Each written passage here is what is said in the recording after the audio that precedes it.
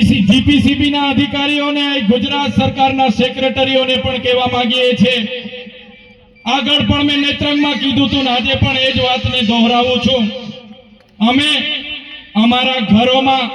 અમારા જે ઓજારો, એ ચાહે ગિલોલ હોય, એ ચાહે ગફણ હોય, એ ચાહે તીરકામઠું હોય, ચાહે ભાલા હોય, પાલિયા હોય, એ ચાહે અમારા ધારિયા હોય, અમે શણગાર માટે નથી મૂક્યા। જે દિવસે તમે વાલિયાના પ્રોજેક્ટમાં અમારા લોકોની જમીનો છીનવવાની વાત કરશો, જે દિવસે તમે ડમલાઈના પ્રોજેક્ટમાં અમારા લોકોની જમીનો છીનવવાની વાત કરશો, તે દિવસે ચૈતર વસાવાની આગેવાનીમાં અહીંયા ખૂબ મોટું આંદોલન થવાનું છે।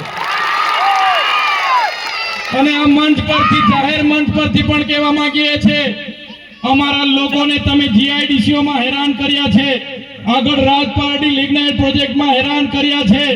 આગળ અનેક પ્રોજેક્ટમાં ડેમોના નામે અહીંયા હેરાન પરેશાન કર્યા છે, કોરિડોરના નામે હેરાન કર્યા છે, હાઈવેના નામે હેરાન કર્યા છે, અમારા લોકોને તમે આ વિસ્તારમાં હેરાન કરવાનું કામ કર્યું છે। ત્યારે આવનારા દિવસોમાં લિગ્નાઇટ પ્રોજેક્ટ જે પણ તમે લાવવા માંગો છો, જે પણ તમે